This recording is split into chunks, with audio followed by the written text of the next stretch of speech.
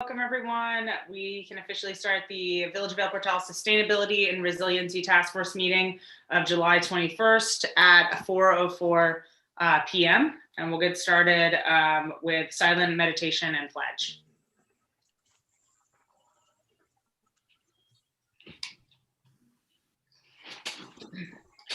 I pledge allegiance to the flag of the United States of America, and to the republic for which it stands, one nation, under God, indivisible, with liberty and justice for all.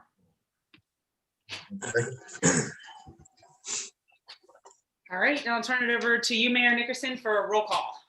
Absolutely. Thank you very much, Madam Chair. Roll call. Member McLean. Present. Member Valencia is not here. Vice Chair Fruitstone. Present. Chairperson Carpenter. Present. Madam Chair, you do have a quorum. Madam Chair, for the record, we do also have Chief Magnuson, and we have Hugh Gladwin, who acts as a consultant. Welcome, guys. So do we, Mayor Nickerson, have you heard anything from Sandra? Do we know if she's going to be joining us, or should we just? I haven't. Okay. I haven't heard anything from her. I mean, I'll reach out to her while we're doing this, but we can start because we have the forums. Okay, that'd be great. Thank you. Okay, so we'll jump right into agenda item D, which is the approval of today's agenda. Does anybody have any changes to today's agenda? No changes? Okay, can I get a motion to approve today's agenda? I motion to approve today's agenda. Can I get a second? I second. Okay, hearing a motion and a second. All those in favor of approving the agenda for today's meeting, say aye. Aye. Aye. Aye. All those opposed say nay. Hearing none, today's agenda is approved, and we'll move into approval of the minutes from the following last two meetings. I guess that's right, Mayor Nickerson. Yes, Madam Chair, you'll have to do these approval of these minutes separately. So I would say start with the June 16th minutes, and Okay. then approve those. You'll need a motion, a second, all in favor, and then do the same for the July 14th minutes. July, okay, June, gotcha. All right, so are there any changes to either, we'll do the changes at once, any changes to either the June 16th or the July 14th meeting minutes? No. changes. Okay, can I get a motion to approve the June 16th meeting minutes? Motion to approve June's agenda. All right, hearing a motion. Minutes. Minutes, yes. The minutes, I apologize, a motion to approve the minutes from June. Okay, hearing a motion for the June 16th minutes. Do I have a second? Second. All right, all those in favor of approving the June 16th meeting minutes, say aye. Aye. All those opposed say nay. Hearing none, the June 16th minutes are approved. We'll move on to the July 14th meeting minutes. Since there was no changes, can I get a motion to approve those? I motion to approve. Perfect. I second. All right, hearing motion in a second. All those in favor of approving the July 14th meeting minutes, say aye. Aye. Aye. All those opposed say nay. Hearing none, the minutes are approved. All right, now we can move on to acknowledgement of visitors and special presentations. I see that we moved over Olivia Johnson. I just wanted to introduce her really quickly. She is our legal intern at Everglades Law Center, and she's a rising second-year law student. So she's just going to be observing and watching today's meeting, watching local government in action. It's very glamorous, Olivia. I'm not sure if you can handle it, but welcome to the meeting. Thank you. Thank you for having me. Olivia is also, just as an aside, Olivia is researching municipal stormwater regulations for Everglades Law Center. So something that may prove useful for us down the road. We appreciate you, Ms. Johnson, for being here, and thank you very much. You're always welcome. Okay, great. So Mayor Nickerson, any other visitors or special presentations? I know the chief probably wanted to talk about COVID, you mentioned last meeting, but besides Chief Magnuson and of course, Mr. Gladwin. Nobody else besides Chief Magnuson and Mr. Gladwin. And before we let the chief come in, if he wants to say something really quickly, I don't know if you guys got the last forward that I sent you guys a little bit earlier today. But the chief was a signee onto a wonderful letter that went out. So Chief, if you want to talk about that and anything else, and everything that's going on with COVID, the new information, we appreciate that, Chief. Oh, thank you very much for setting me up like that, Mayor Nickerson. I appreciate it. In the past, I've been hammering away at this, for some time with the COVID. Sometimes much to the chagrin of other police chiefs, but that's what I'm supposed to do. Put it out there, do some research, get it out there. The last few months, things were looking a little better. You start saying things are looking good, but I always kept a cautious tone about things. And, you start reading here and there about different variants now, and the Delta being the predominant one. And you start, casting a weary eye to it. And it's picking up. And during the interim, I had reached out to Mayor Levine Cava too and explained what I'm doing, what I do for the chiefs of police. And I'd be more than happy to assist in any way I can. And as things progressed, as she had to take action, or at least bring it to the forefront of Miami-Dade County of what's going on, along with Jackson Memorial and some other city leaders and police officials. She was kind enough, the office, to reach out to me and see, after I read it, if I would be willing to sign on to it. And I said, absolutely. I think this is a clarion call. And again, you just see things setting up, and it's almost like you can see what's coming down the pike. You can just see it. For a variety of reasons, I could say this is happening, and I'll leave my opinions out of it. But I think sometimes we think we're winning at something, and it's game, set, match, and it's over. Well, I don't think it is over. I know there's still a lot of vaccine hesitancy around the country here. Miami-Dade County's done a decent job of getting people vaccinated, actually better than decent. But in the overall scheme of things, it's going to be a hard sell moving forward unless new things are tried. The masks are an issue. Depending who you ask, people think it's a big infringement on their rights. I don't subscribe to that point of view, but I think there's going to be a time where you're going to have to go back to wearing masks. And depending how bad this gets, we might end up back towards the end, not the middle, not the peak, but the end of 2020. And let's just regroup and try it again. And this time, let's do it a little bit more slowly and not all at once. So that being said, I've been waving the caution flag, and I do it on Twitter too, on my personal account. And if there's some information that the Dade Department of Health, that'll go out to the official account for the betterment of the community. And of course, respectfully, I get a lot of, well, sometimes not respectfully, you get a lot of responses back from people about masks. How dare you infringe on the rights? You can't be doing that. And I don't entertain them. I would only say this, that, in the time of a pandemic, and how many colds and flu have you had last year? So obviously it does keep some germs away. And at the end of the day, if it keeps people from getting sicker and sicker, ending up in hospitals, I say so be it. The age is dropping as viruses mutate. I caution everybody, in the 1918 Spanish flu, the vast majority were not elderly and they were not young kids. They were in the prime of their life, adults. And some could say, well, World War I, they were grouped together, but it was in places that didn't fight the war either. It was just attacking young people, and I fear it's happening now. We're seeing the beginning, the genesis of that, and I just hope it's nothing that's going to catch on, because with these mutations, you don't know where they end. How young are the people going to be that it attacks? Suppose it starts attacking kids. So when you get all these suppositions before you, the one thing you can do is just be cautious.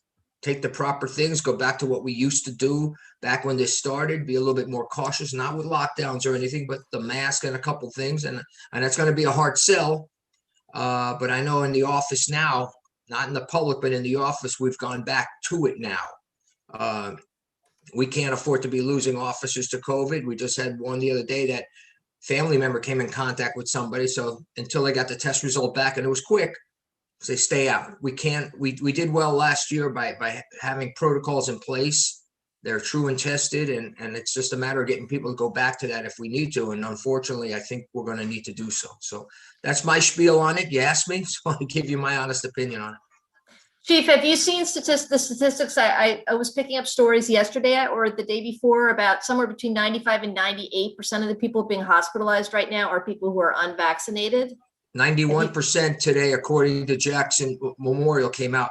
Now, the positivity rate, you know, that they say it should stay on 5. Well, it's climbed above that. I think the magic number where you should really start paying attention is as when it hits 10, and it's inching ever so slowly to it. But yeah, those are the statistics. Obviously, the vast majority of people that are in the hospital now with complications are unvaccinated. And you do see recently, and some of them have been city leaders that have been vaccinated and still caught it. But my understanding is it hasn't hit them severely.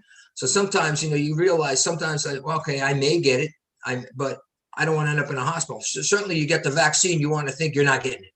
And I know everybody that got the vaccine, myself included, breathed a sigh of relief after leaving the vaccine site. I mean, well, you didn't do that with tetanus, you didn't do that with the mumps shot, but it was a feeling of relief. I think now that relief just has to cycle over that. Okay, maybe there's a small chance that you get it, but you're not going to get hit as hard, and you're not going to end up in a really bad way. And I think that should be now the saving grace, because it does show that people are catching it with this variant. Fortunately, they're not getting it that bad. So that would be the best advice I would give. And I'm still pushing vaccinate, vaccinate, vaccinate. And of course, I get, you know, I get stonewalled. And I'll say that because, you know, the majority of cops aren't getting it. And, you know, I've pushed in my department, a lot of chiefs have. The majority, the younger officers certainly aren't getting it. So it's just got to keep hammering away at it. That's all. Thank you, Chief. Thank you, Chief. Thank you. I see Mr. Gladwin, the chairperson, Department of Mr. Gladwin. Yes, yeah. Hugh, did you have a question for the Chief? Yeah,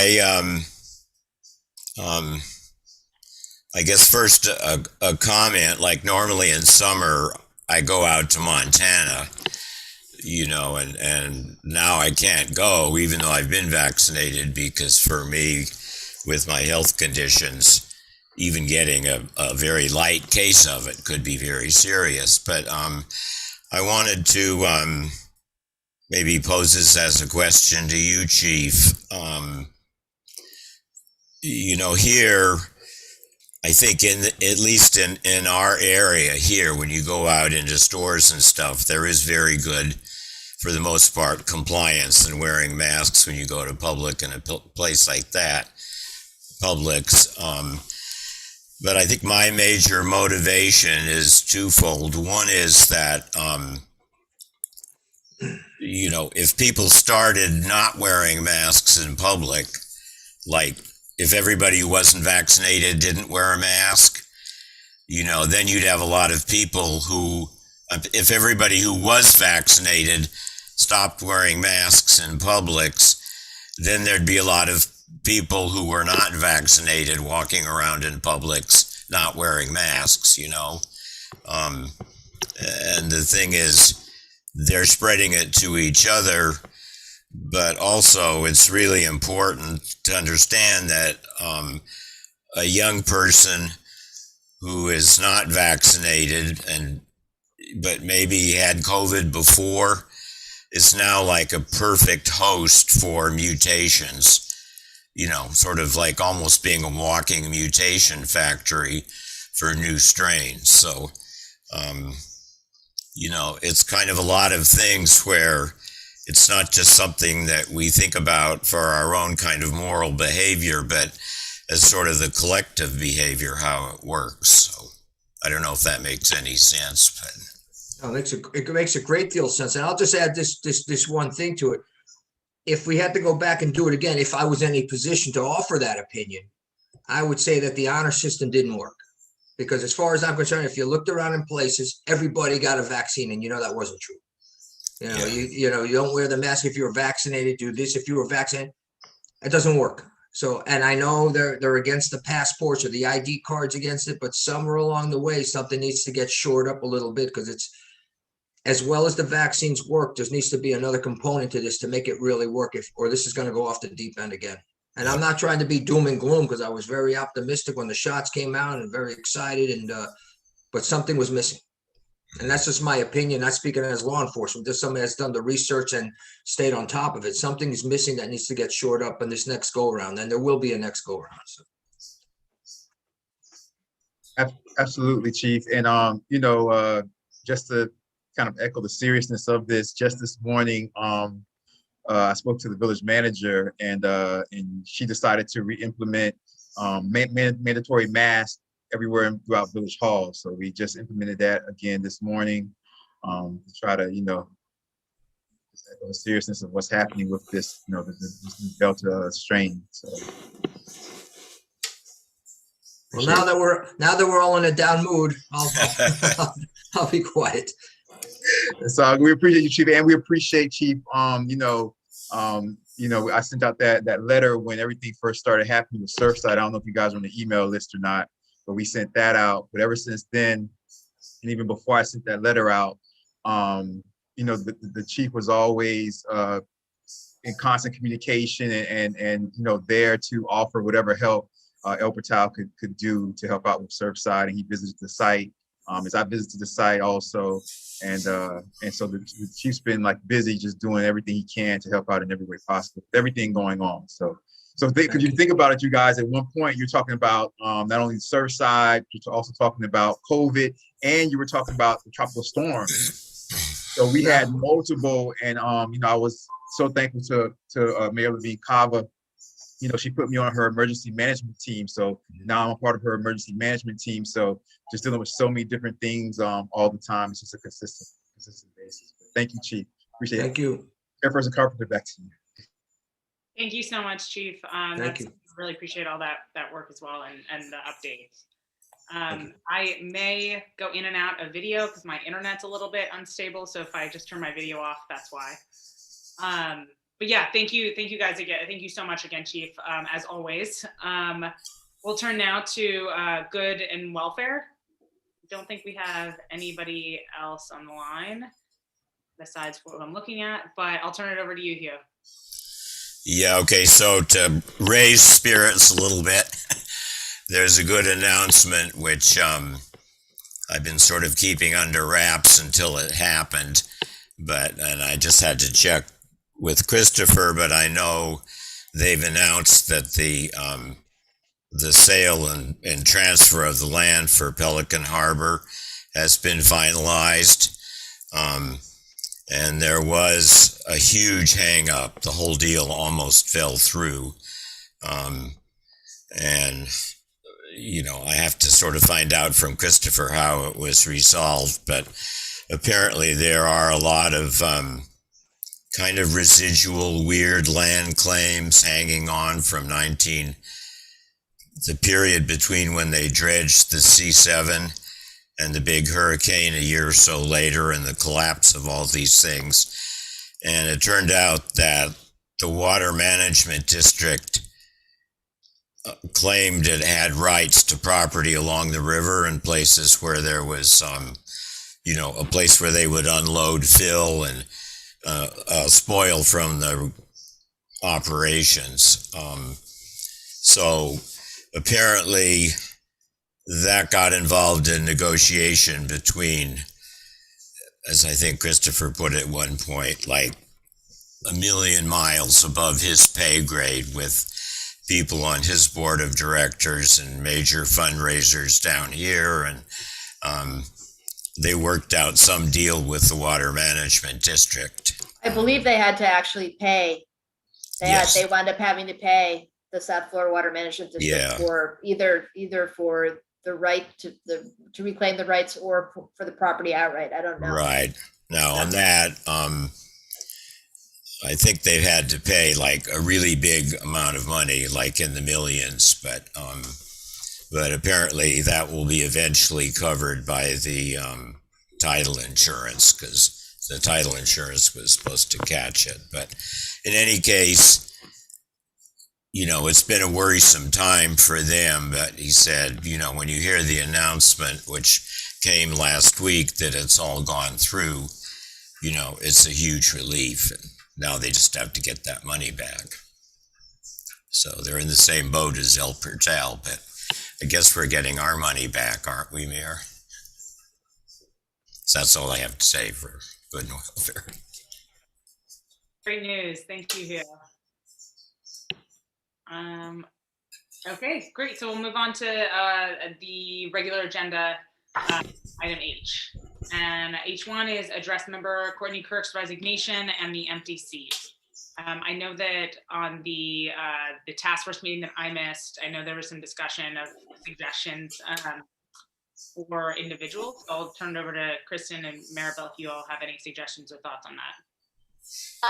Okay, we had a name, Werner Dreyer came up. I reached out to him and he kindly declined.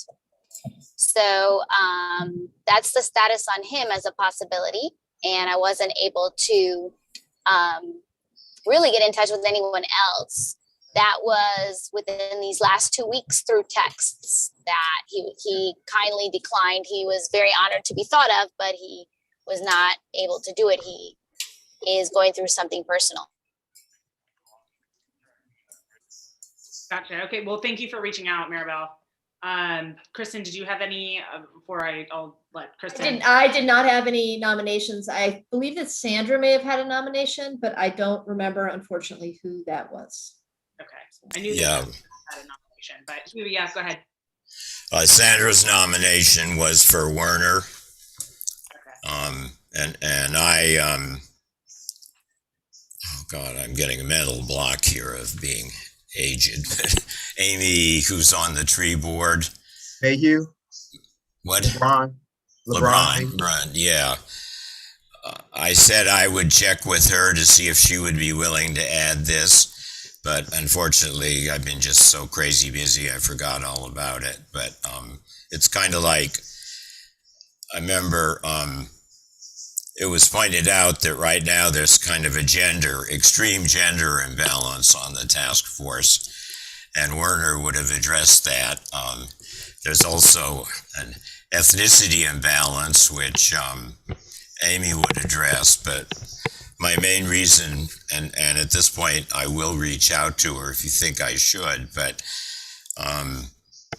she's done really, I don't think the tree board meets that much, so it's not a big burden on her.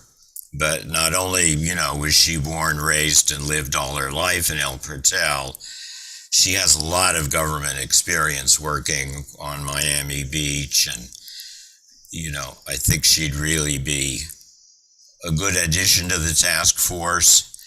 And, she probably already has gone through a lot of the paperwork and everything on the tree board. So, because that's also under Sunshine. So, I don't know if anybody else wants to comment on that, but if it's... What was her name? Will you say that again, Hugh? What? Her name? Oh, Amy LeBron, Leburn, I think. Okay. Amy LeBron. LeBron, yeah. Okay.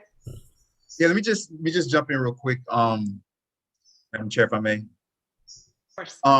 You guys just all right, so a couple of things. So the first thing, like when you're addressing, whether it's ethnicity or whether it's the makeup of the task force, I would just say, like I say with everything, just focus on getting the best people in that you can possibly get in. I never focus on trying to fulfill any type of quota or anything like that. And I purposely, if you guys remember, we kind of I purposely adjusted the bylaws so that we wouldn't be so stuck to that, and we choose the best person. I mean, we can try, we try, but it's all about choosing the best person, the person that will fit the task force the best. That's the first thing I would say. The second thing I would just say is, besides our quorum situation that we've had going on, a couple of times, besides that, until that individual that has the time and that it's the task force comes up, you guys don't have to force yourselves to have to try to put somebody in there. You're not required in the bylaws that you can't go more than 5 meetings without 5 people. That's nowhere in the bylaws. So as long as you guys get a quorum, you guys can go for as long as you can. Just like on the council when I first came in, we had 3. We had 3 for months before the special election. The other 2 came on. So just look for the best people, and and just look for people that fit, don't try to kill yourselves and try to force a round peg into a square hole if you don't have to. So, If like I I said- may, Mr. Mayor, yes, is it possible, because you do have some new council members, is it possible to, ask them to think of anybody that they may be able to nominate, since they also have experience in living in El Portal, to revisit something like that where it's, they can think of anyone themselves during a council meeting, like put it as an agenda item, suggest it? absolutely. I'll bring it up. Mayor, there's not, I'm really just spitballing because I haven't looked at our bylaws since, we wrote them. But is there not some language that the task force is supposed to be made up of 5 members? There is language that the task force it's to be made up of 5 members. That's the task force. But when we addressed in the bylaws, if we lose a member, all we addressed was that you guys can vote in that extra member, because before the way it was that it would have to go back to the council, and then somebody from the council had to choose that member based on who put the first member in, things like that. I took all that stuff out of there. And there's no time limit or, to where you guys have to address that and have to have a 5th person by a certain time frame. I just don't want you guys to have to, frustrate yourselves trying to say, okay, let me grab this person, or that person, okay, this means you grab this person. Like, you guys don't have to do it so frantically like that. I just want you guys to, be, I like when you all are just, relaxed, you know what I mean? I just want y'all to be relaxed. So I just wanted, just to say, you guys don't have to frantically just try to fit somebody in. If you do find somebody perfect, but if there's nobody that fits it, you guys don't have to feel bad about that either. Could I just say one more last thing about Amy LeBron? Because,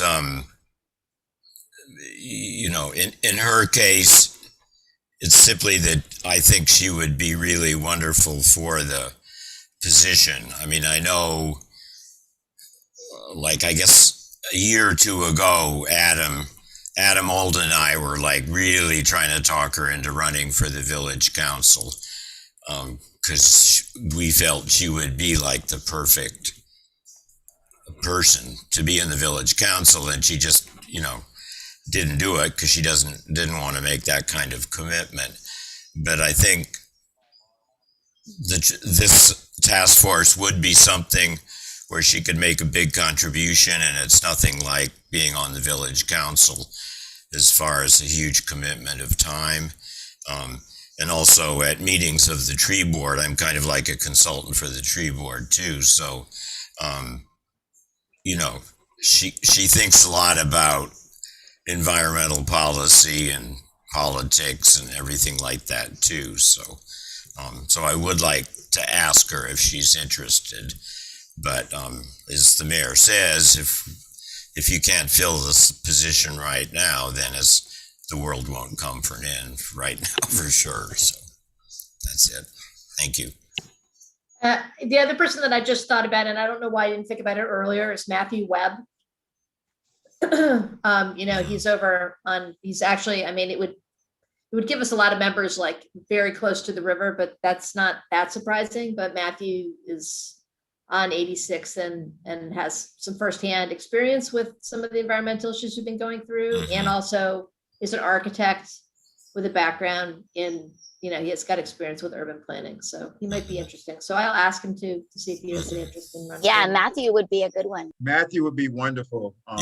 Yeah, Matthew would be wonderful if you could ask him. That'd be wonderful. Yep, I already just texted him. So The 5 primary task force members need to be from the village, right? And then after the 5, they can be from outside of the village. That's the bylaw. No, the chairperson and vice chair have to be from the village.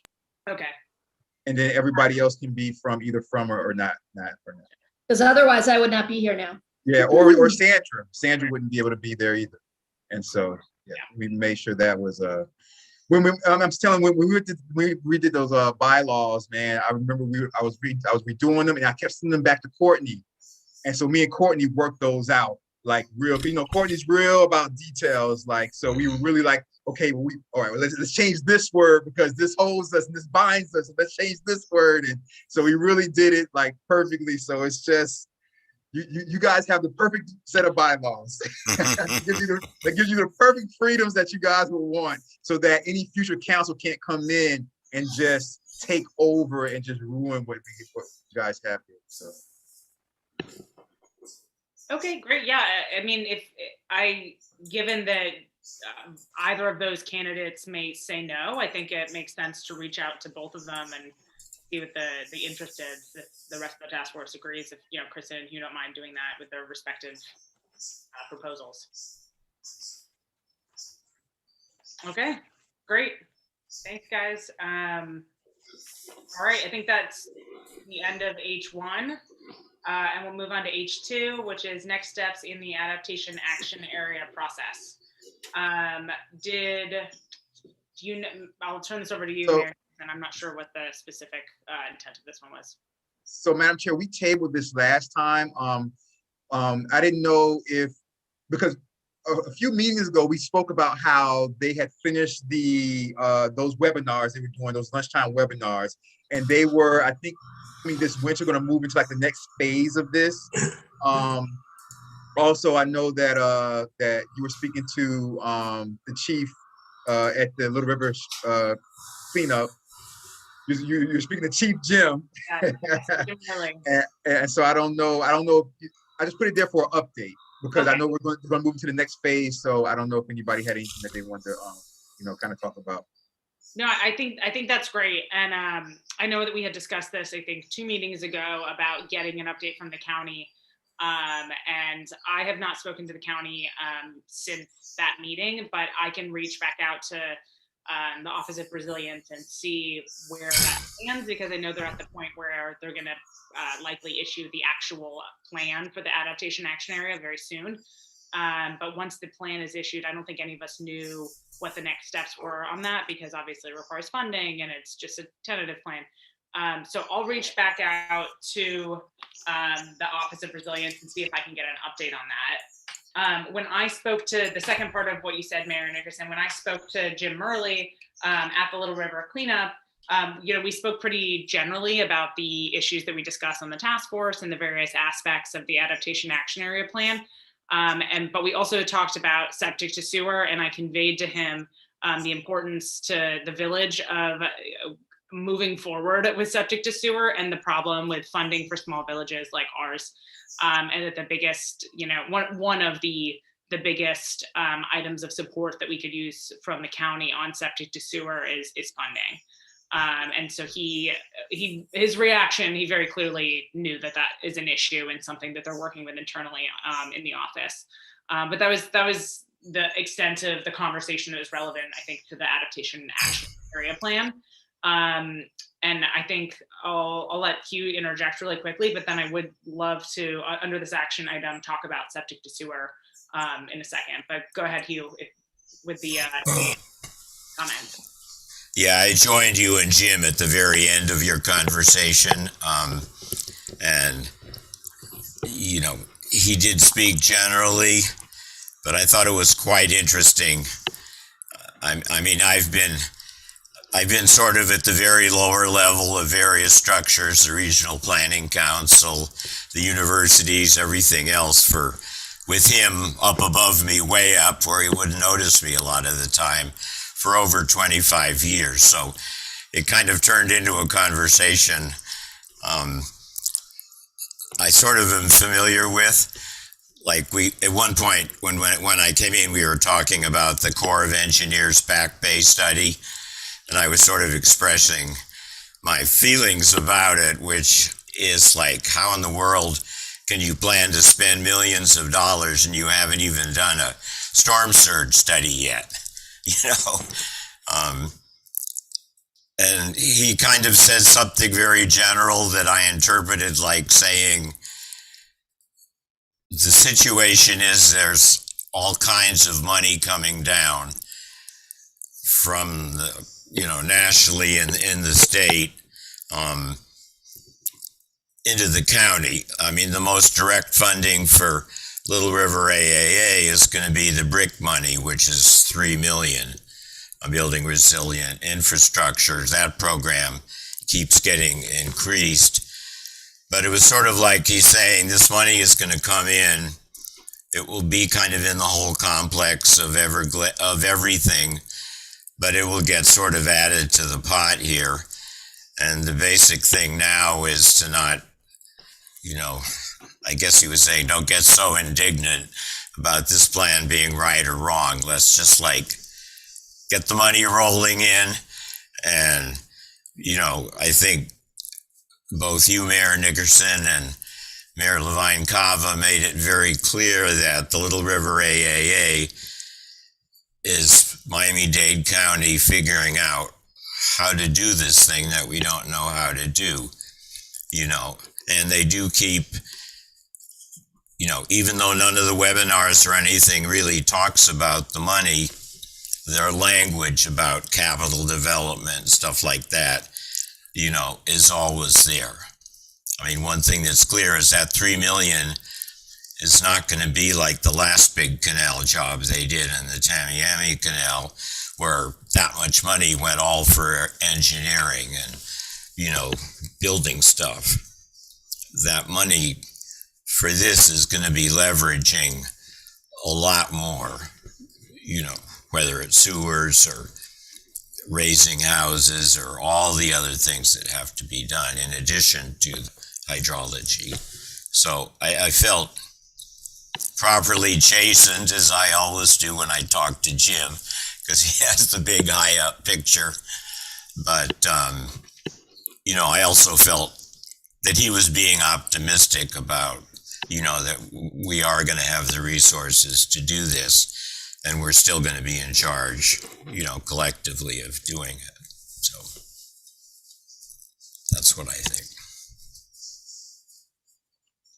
Yeah, I think it was good for us to just touch base with him, on a more general level, about, El Portal and our needs, and obviously the Back Bay study would have an impact on the village. So I think I feel like it's important to just keep reminding them of us and our interests. Yeah.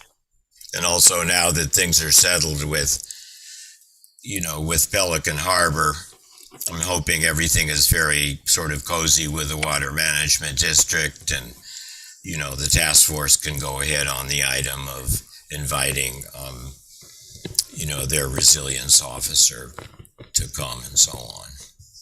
That's sort of part of the whole thing. Yeah, I think that would be great. It's something that I know that I think was on our list for Mayor Nickerson in a little ways down the road. I'm not sure it was like an immediate action item, but I think that was something that you were going to do, Mayor Nickerson, or was that something that I was going to do? Reaching out to the resilience officer in the South Florida Water Management District. That was you. Okay. All right. Do you have any update on that by any chance? Yeah, we're just playing just like email tag, just trying to get a date where she's available, at 4:00. So we emailed each other back and forth like 3 times. Okay. Over the past probably like 4 months. So and she's gonna come on sooner or later. She just has to find a time to where at 4:00 will be ideal for her to, in her schedule for her to be here. So I think if we are able to schedule her to attend, I think it would be really important for us to have one meeting before that, so that we could maybe create a document or an outline of things that we want to discuss with her, questions we want to ask, priorities we want to present, that kind of stuff, and not just. I think that would be a good one for us to not wing. No, absolutely. I was already thinking like that. So whenever she kind of starts to let me know, I'll be able to do it. I'll do it well ahead of time, so that we're prepared for that. Perfect. Okay, great. And then while we were talking about the adaptation action area plan, not to put you on the spot again, Mayor Nickerson, but do you think you could give us an update on septic to sewer? What's happening?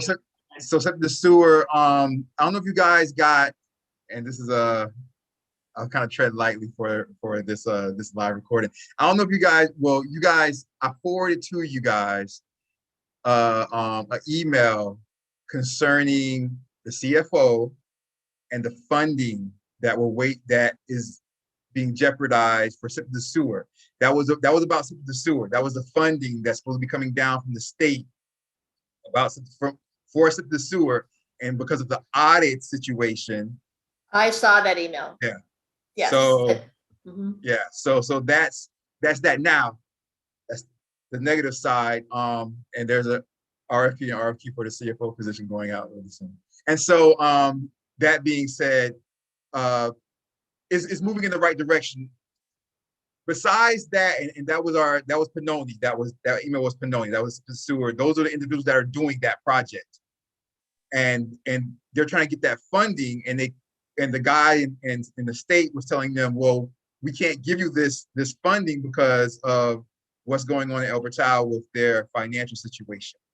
And this is the funding limited specifically to the west side of the village where it was income-based grant. Okay. That's exactly what that is. That's exactly what that is. But that's being dealt with now. There was also, and I sent you guys this email. There was also the email about the monthly funding that we were to get that was going to be kept away from us. You guys got that email also, I believe, because of the same situation, the same individual. And even with that, myself and the village manager, we got an extension on all of those things so that El Portal wouldn't lose its monthly funding in regards to that. So all that being said, you know, the heavy lifting is over. The relationship with Pannoni, the sewer company, was repaired. You know, I worked really hard to repair that when I first came in, so that the pump is still going to go there, because, you know, before I came in, that whole they refused to do anything, you know. But all that's repaired, and so they've agreed to put continue with the job that they originally were going to do. Now we just have to deal with this situation. But as far as from the village of El Portal to Pannoni Associates, the sewer company, we're good. And so as soon as this financial situation is dealt with, which it will be within the next month, everything's going to be back up and running to where they're going to be doing that. I don't know if your question, Chairperson, was going to lead to what's the next step after the west side. I'm assuming that's where it was going. The next step after but even within the west side, you know, if we get the financial situation sorted out in the next month, what's the next step after that? Like, when can we start breaking ground, you know, and moving forward on the actual, you know, conversions? Yeah, so the only thing we have to do is the original designs. We already went in front of the county. They approved them. We have to make sure those designs are, because it was so long in between where they dropped the project, not dropped, but where the disagreement was from the previous council and them, that we had to resubmit all of our designs and things. So we did that at the county level. That was approved, and now we have to send it to the state level. Once those designs are approved, they can start to break ground.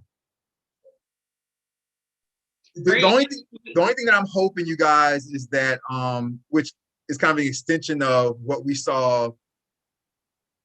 It's not an extension of what we saw this year, but I hope it's not an extension of what we see next year, because, you know, the problem that government always has, and Hugh, Mr. Glad, when I said this, when I was doing that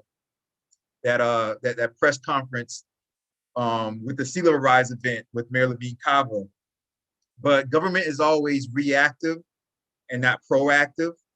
And so, you know, there were a lot of things in the past, like El Portal was up for, and we were right there, we were going to get it, but then like something would happen, like, you know, the unfortunate school shooting many years ago and things like that. And then when that happened, you know, Tallahassee will divert all this money to, you know, school security and school safety and things like that.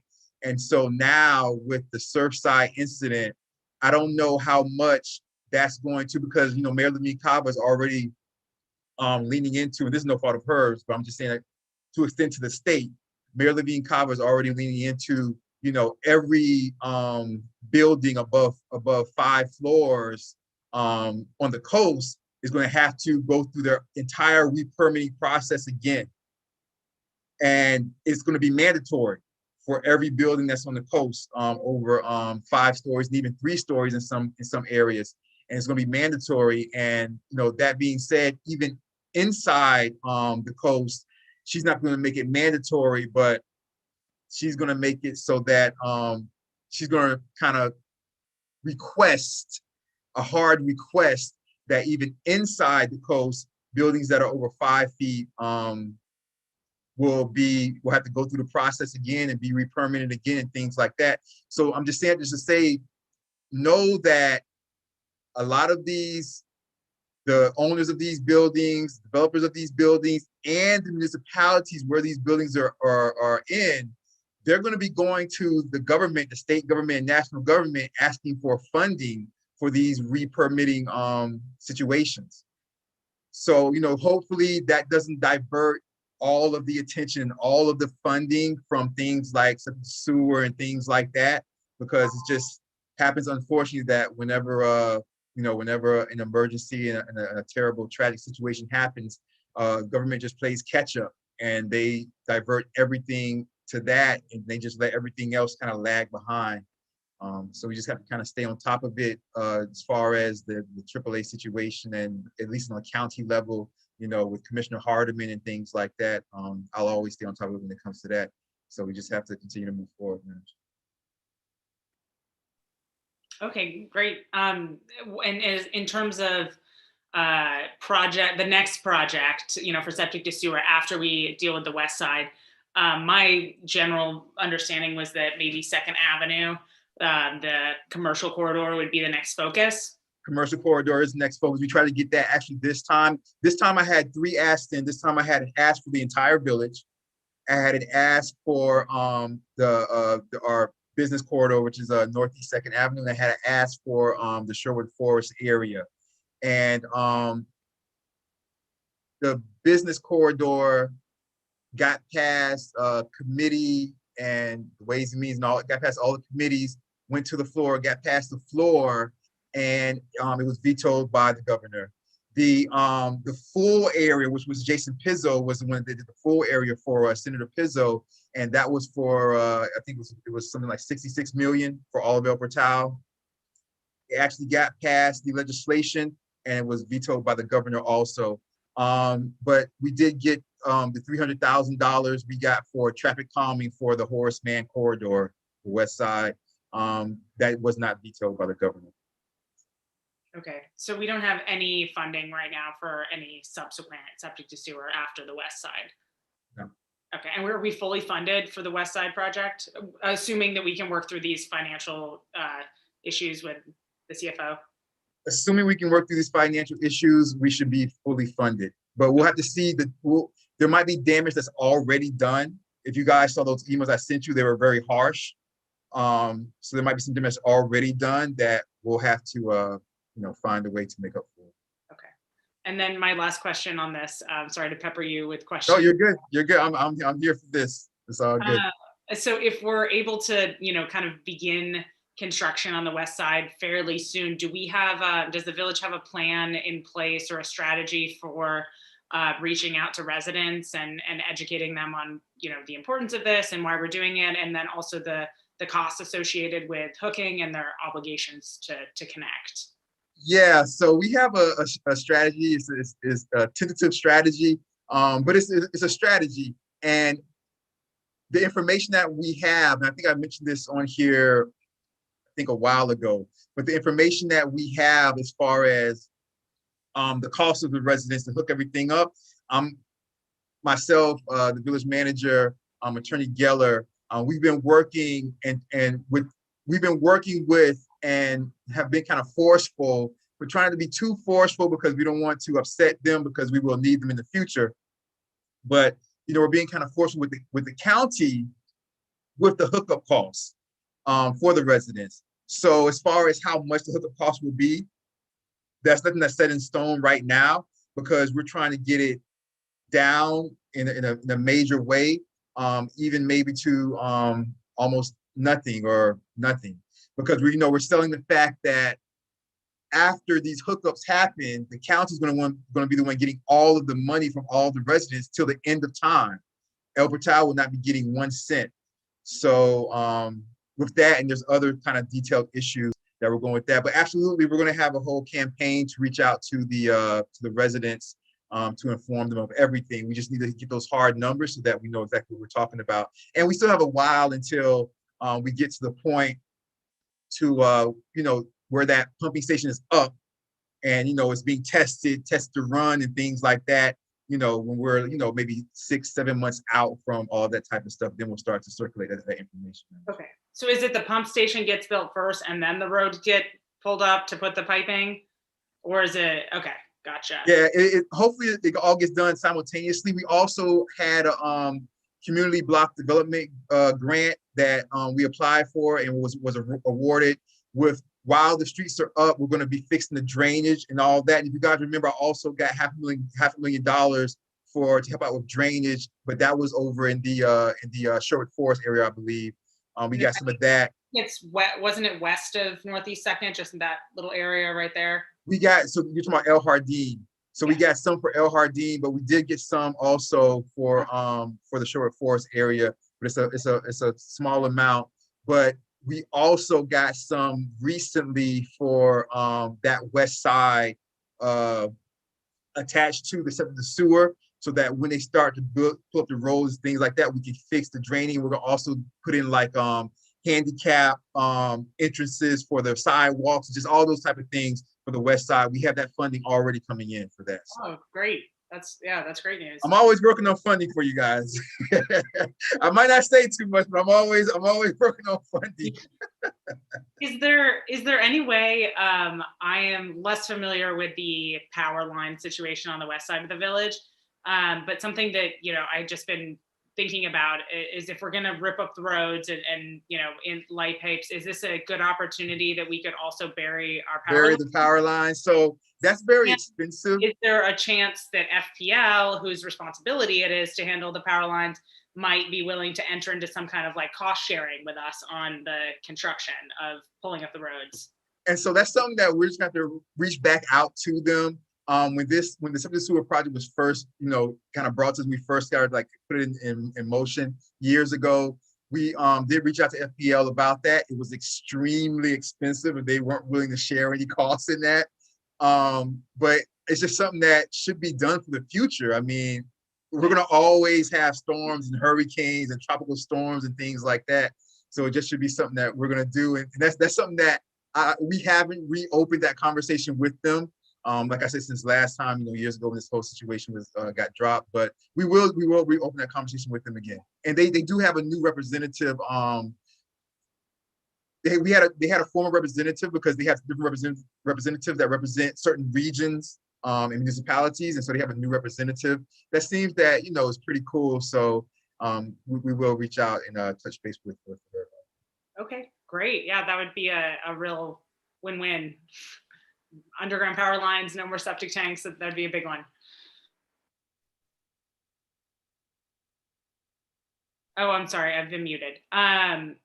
So could I just quickly throw in something there, which is that undergrounding power lines is one very expensive big thing to do, but these days there's another strategy that's also getting increasing attention, and that's to essentially go block by block and make each block or a group of blocks what they call a microgrid, which means that you get in the money you'd spend undergrounding the lines, instead you put into putting solar on households, putting in a backup battery, to have a situation where essentially if we have a hurricane and the whole power grid goes down, people on the block can voluntarily reduce their electric consumption and run off batteries to keep essential things going. I mean, in the kind of big picture of the future of energy, they're saying they have to come to that, because the current system with more and more renewables doesn't work. So you know, if we're going to talk about undergrounding with FP&L, we have to be open to, you know, other possibilities too.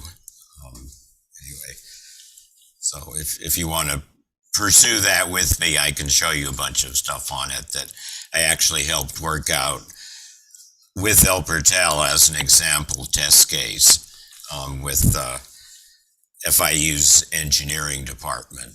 They were actually going to simulate the entire, you know, simulate not the entire, but like 6 blocks of the village on a microgrid simulator that they had. So anyway, enough of that. Yeah, I've never heard of that, Hugh. That sounds really, I mean, that sounds amazing. Madam Chair, for the record, let me just say Member Valencia has joined the meeting.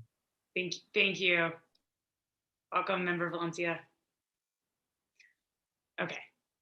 So, all right. I think that was all my, you know, 1 million questions I had, Mary Nickerson. So thank you for answering those. I'll turn it over to the task force to see if anyone else has any questions or comments. My apologies for not being able to be earlier, and I'm sorry I was trying to unmute myself to say hi to everybody. And it's been a couple of weeks really tough on my project and renovation I'm doing on my new property, so I'm sorry about that. It's okay. Thank you. Welcome. All right. So no thoughts from anyone else on H2? Okay. That actually, honestly, that transitions us really well into H3, which is stormwater discharges and infrastructure. And Mayor Dickerson, you mentioned that we got some funding we have the Ella Hardin funding, and then you said we got some funding for the Sherwood Forest area as well. Could you tell us a little bit more about that? Yeah, so the Sherwood Forest funding was design funding, and it was like I said, it's minuscule funding, just for, you know, to start the design process. We'll probably need more to finish the entire design process, but it was design funding to help with flooding. So, you know, at least we're starting somewhere. We're trying to get whatever I told you know the village manager and I, Christina, which the village manager will be here in August, you guys. She's going to be attending one of our our meeting that we were going to have in August, the first meeting, whenever you guys decide it is. She'll be here, so she wants to be here to talk about flooding and things like that. Oh, perfect. So she'll be here for that. But yeah, I mean, we're just, you know, wherever we can find funding, we're just going for whatever we can go for. And so, you know, little by little. It all adds up, Madam Chair. Absolutely. That's great to hear. Hugh, Mr. Glavin. Yeah, 2 things on that. One is, you know, we have talked before, you have talked in the task force about Sherwood Forest, and, you know, the big problem right now, as you particularly know, Chairperson Carpenter, is the Sherwood Forest Park area, which, you know, is a higher elevation flood area. And, you know, it definitely needs to be studied, but I think that's something where it's not going to take a huge amount of money. It may be nothing more than putting in a couple more French drains.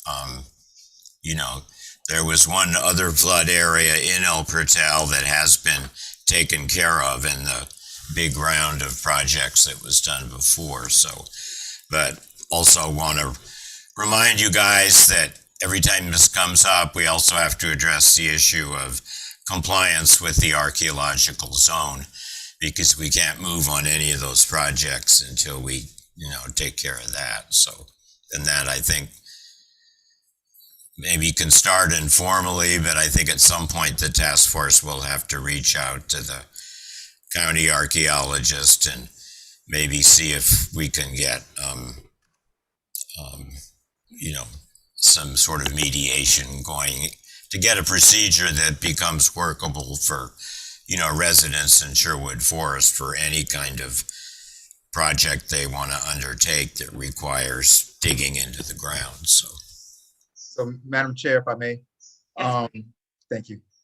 So Hugh, you mentioned that before, and you know, like I always say, I'm always working on something. You guys may not talk about it, but about a month and a half ago, because the village manager does read our notes, our minutes, for our task force meetings.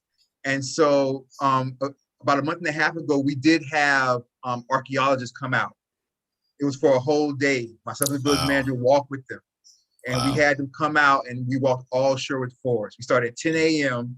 and we walked until about 5, 6 p.m. Wow. I would have loved to have been there. Yeah, I know. Sorry. Because what happened was that they came, they told us the day before that they were coming out, and they told the village manager, and she emailed me like 9 p.m. She was like, they'll be here tomorrow at 10. We were trying to get them out. And so some residents saw us, out there that day. And this was, I'm sorry. Yes. This is county archaeologists, or? This was county. I'll try to pull up the email as we're talking so that I can get the exact name of the individual. And yeah, they were from the county. And so they came out. So just to say, I just want to say that, just say, Hugh, we're starting the process of that. That's great. No, that's what's needed. So, I mean, did they talk about maybe compliance procedures or ways to like streamline that process? So they were basically like, y'all can't mess with this ground. They were like, right. At all. Yeah. They were like, at all. They were like, they were actually telling us for the Native American mound, the Keston mound, because that's where we started. When we started at Village Hall, we walked over there. And so they were like, here, they were like, oh, well, you guys have to remove all of these plants and flowers. You guys, this shouldn't be here. This shouldn't be here. You guys have to remove. So we're gonna have to start removing a lot of things. And we're gonna have to start removing things that some of the residents liked. Because there were things that I think the residents were starting to plant flowers on the Native American mound that looked pretty and things like that. And they were starting to do different things to it. All that stuff's gonna have to come out. There's certain things that might have to come out the Sherwood Forest Park. Because they said that's a real delicate area just as far as like history and archaeology goes. So yeah, they were out there for pretty much all day with us. So. Just as a footnote, the mound itself is a very different status. I mean, it's part of the archaeological zone, which covers all of Sherwood Forest, but it's also a historical monument. So the rules are, you can develop property that's in the archaeological zone and plant different stuff. It just has to be, you can't dig into the ground without having an archaeologist make sure it's okay. But it's less strict than, the mound itself, which can't be tampered with or changed at all. So do we think that the findings that the county archaeologists made are going to be a problem with a flood control project in Sherwood Forest? No, not necessarily. No, yeah, I was gonna say not necessarily because knowing what we know. I'm trying to find it right now as we're talking, but knowing what we know, it's all going to be done in the right way. And so now all it is that what we got out of, and the village manager has all of those notes, but what we got out of that day, all that stuff will be implemented in the ask for those areas. So when it comes to design, when it comes to implementation and things like that, so it'll be good. It's just another thing we'll have to add in to consider. But we'll be okay with as far as putting things in. I believe. I would presume when the engineers would come in and they'd have to do, say we add, I think there are 2 drains there now, so French drains. So if they added a 3rd or a 4th in that area, then once the engineers did their preliminary plans, then the archaeologists would come out, and they do a dig in the whole area, the area where the drain would go. And usually, if there are artifacts there or things that need to be preserved, they will make sure that happens, and then the project can go ahead. It's not going to be like they'll come out and everything has to not happen, so. Okay. So that's great. That's wonderful news that happened. I'm really, Yeah, that's great. In terms of just looking at, H3 is stormwater discharges and infrastructure. So taking that and jumping to stormwater discharges and infrastructure. I know that this has come up a number of times, and I don't think that we've really gotten a full handle on this. But do we have a copy that can be shared with this task force of the stormwater master plan and also a map of the stormwater system that we have in the village? So we have, we have our, we have the floodplain, we have the stormwater master plan, and I just want to give you guys the most updated one.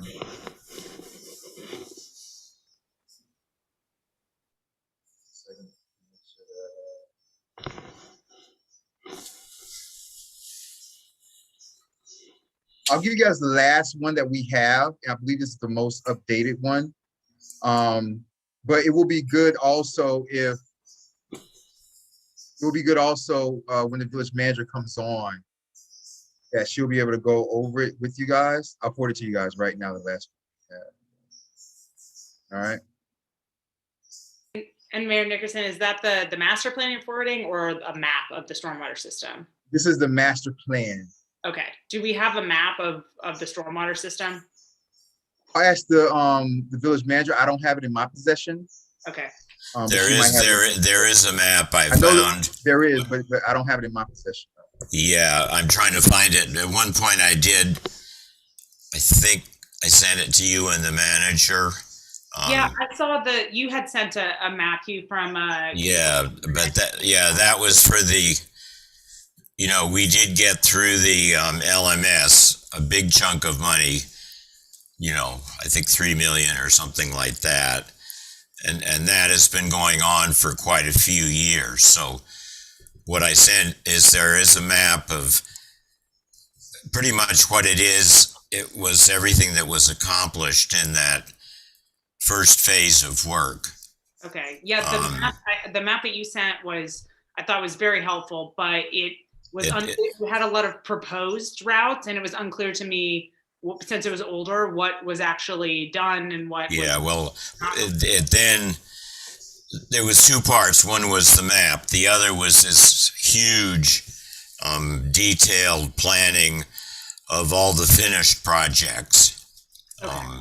So that sort of tells you where we were and what got done until I think the last ones were like a couple of years ago. There was one right in Sherwood Forest near me that was one of the last ones, a small French drain.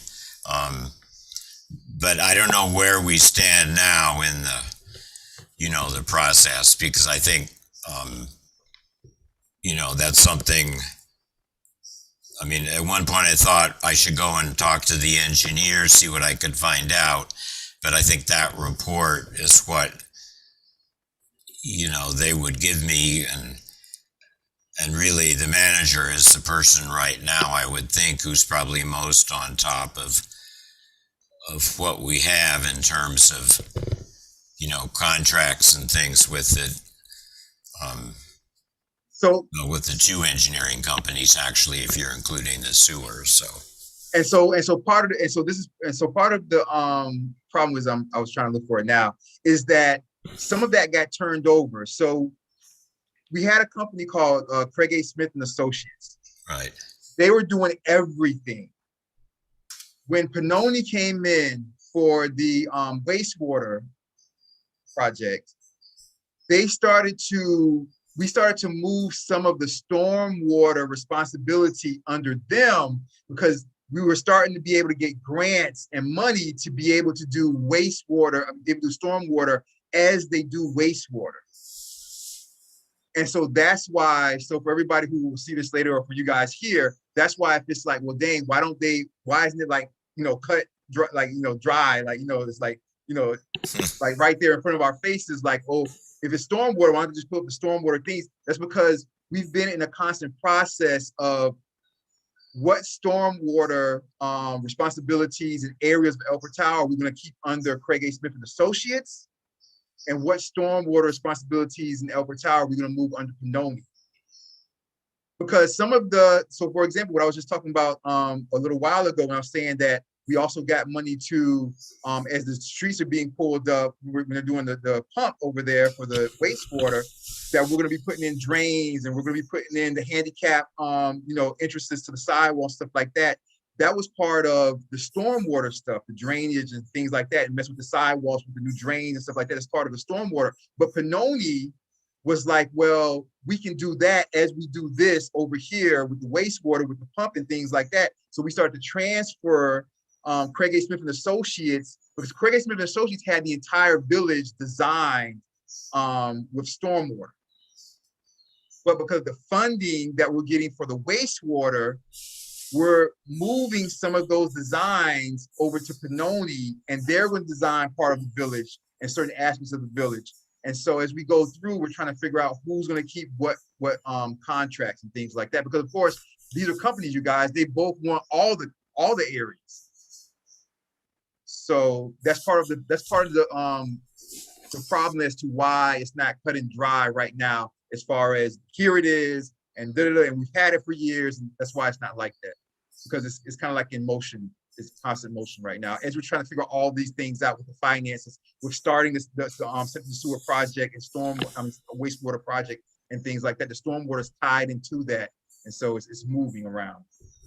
And just to add to the confusion, there's the third part, which is the 2 pumps that have been put in there for, $4 million put in by the LMS. They're really part of the Little River AAA long-term hydro planning for the river.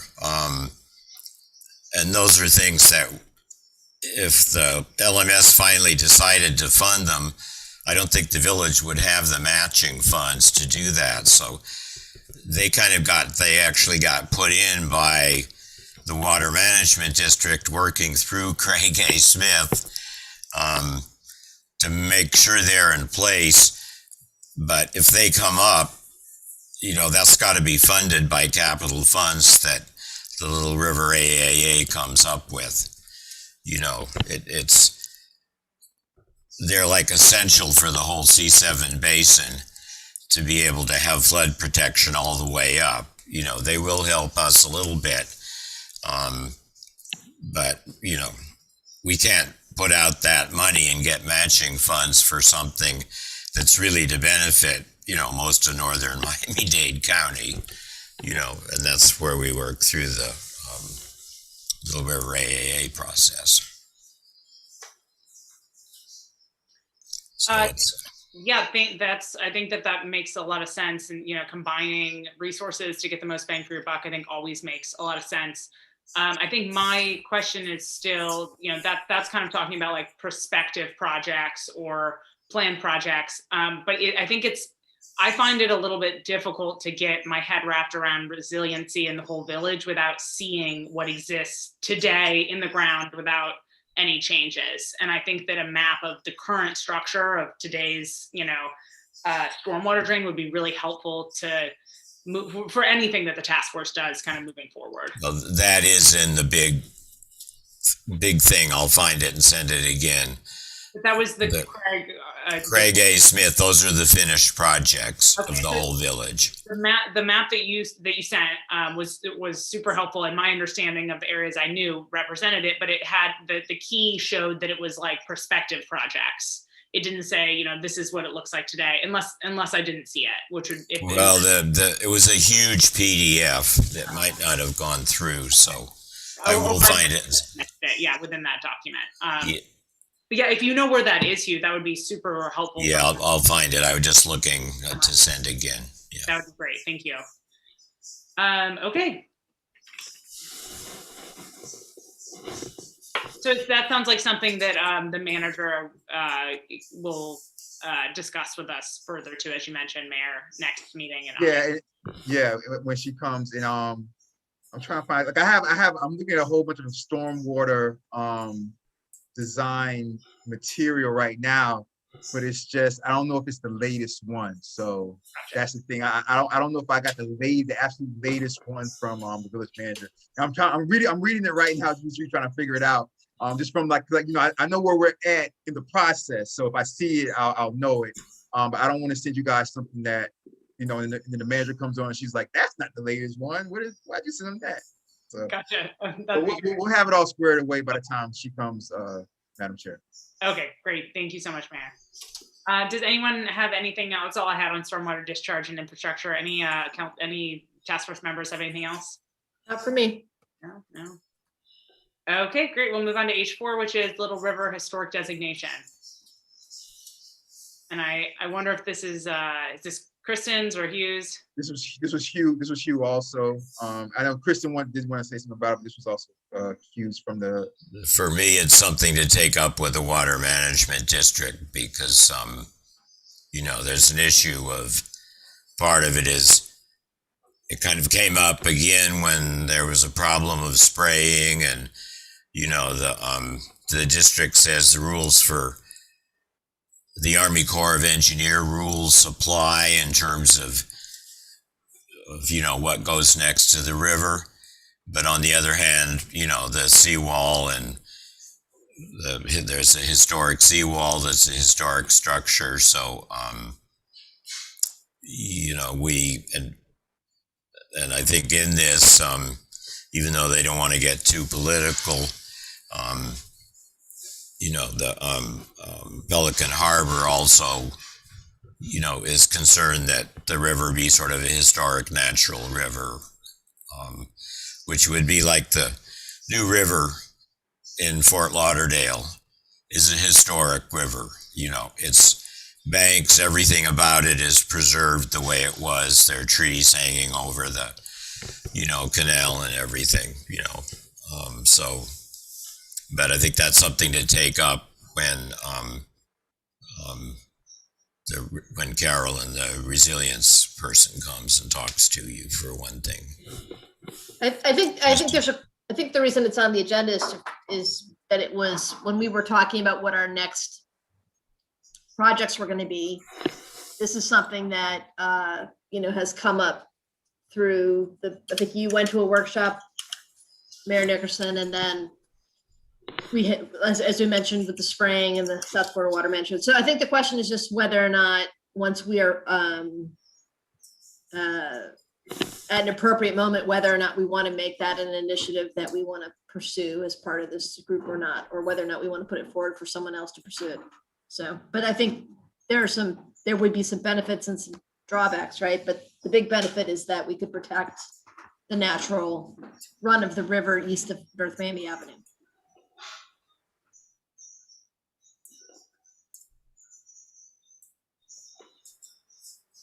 Okay, so what's our takeaway with that? Yeah, I'm not really sure what the action point is. In other words, I mean, it's there. Yeah. Well, I would be in favor of supporting something like that as a historical designation. But I guess we would have to really consider the cons, because it might lead, I don't want it to shoot us in the foot if we're trying to really protect the river in other ways. Because when you deem something historical, then you always have to move. Again, you know, we had the people coming to look for the flooding project. The archaeologists had to come and take a look this past week at the Sherwood Forest area. So then we're going to be subject to that every single project or grant that we receive in regards to the river. Well, and also it would place, you know, we already have residents from 86th Street in the Sherwood Forest area along the river who are under the archaeological zone. And if we designate a historic seawall, that would probably also place a burden on those. It is a seawall already. Right. I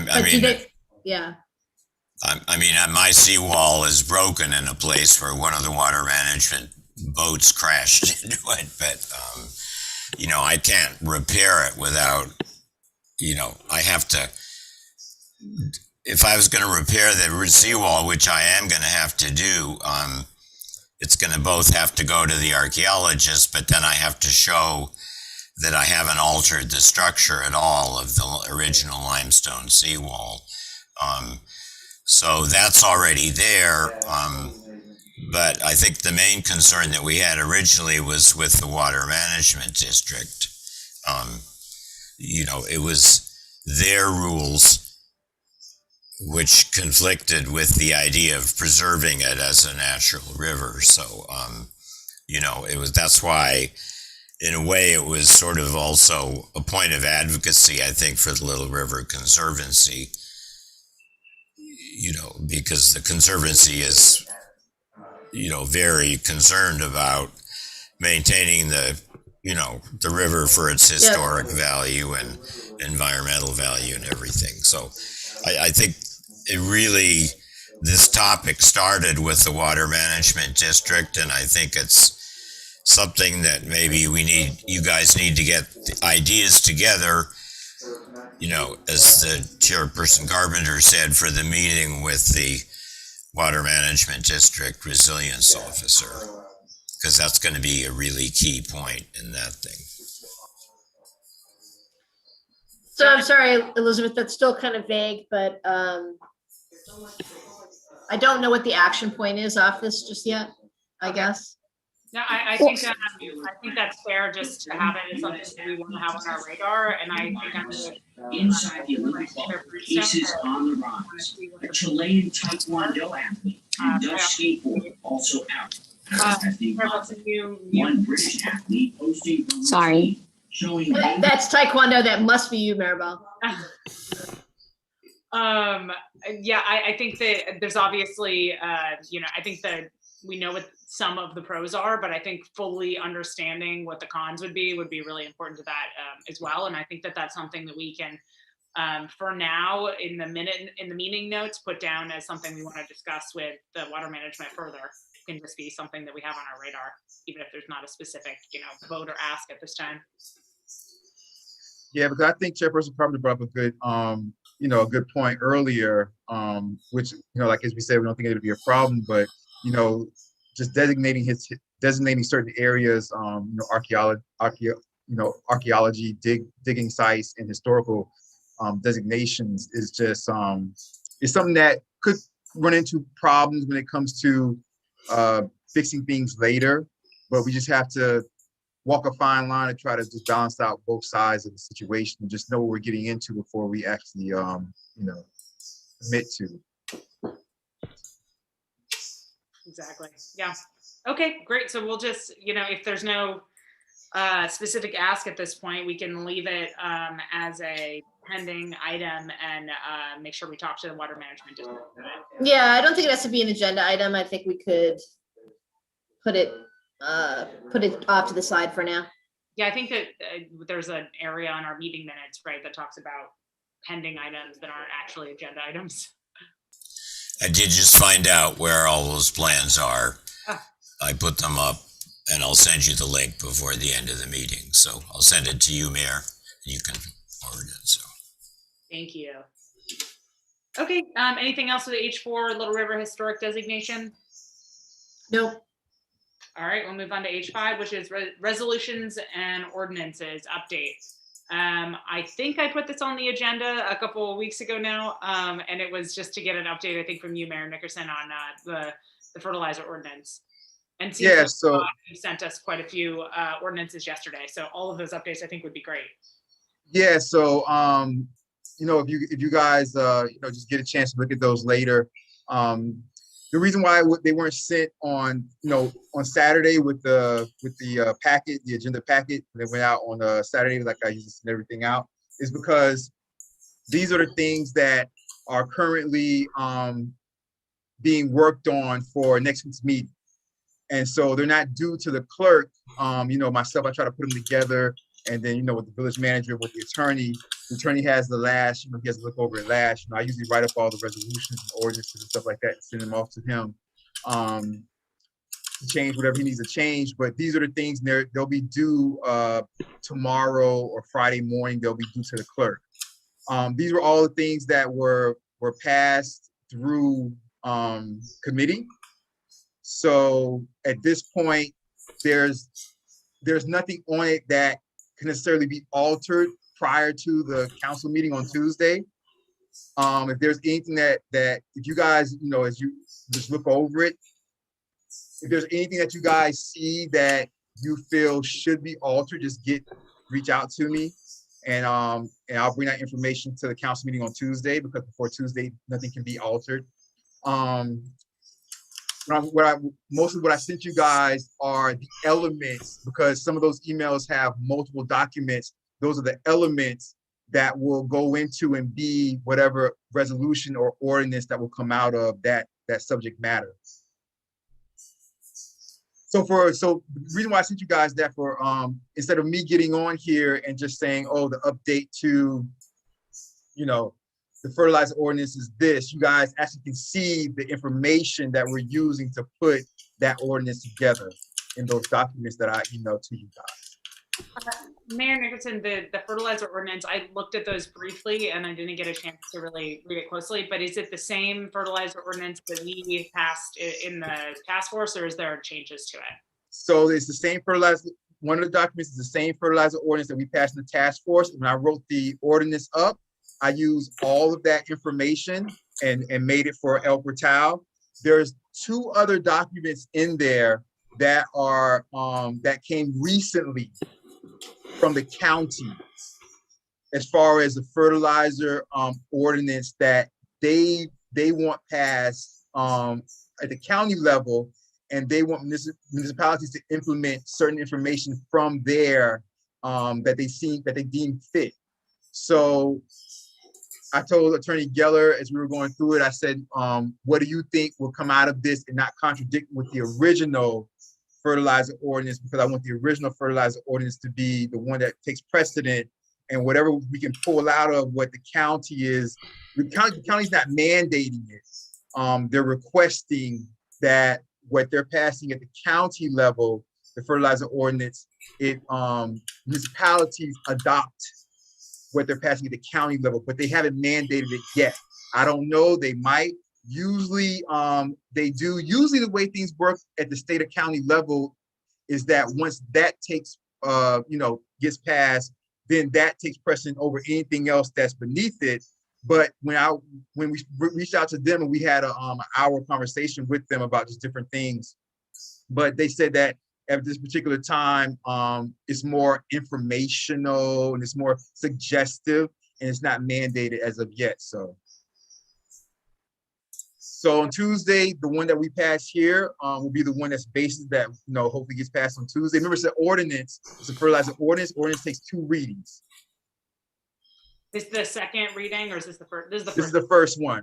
Gotcha. This is the first one. Remember, in August, government has no meetings in August nationally. So, okay. But we will here. I'm here for you guys. I'm gonna be doing a lot in August, but national government has no meetings, so that says that the second reading, the earliest it could be passed, is the end of September.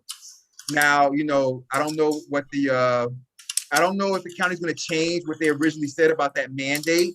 If they change it, we in the future, we just might have to go to the one that hopefully passes on Tuesday and in September, and just adjust little things here and there if they mandate it later. But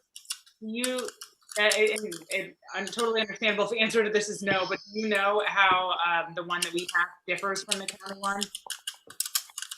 When I was looking over it as we were going through it, it doesn't differ that much, because when I was looking on the county one and when we had the meeting with them, they were still not concrete about all of the things going into theirs. Okay.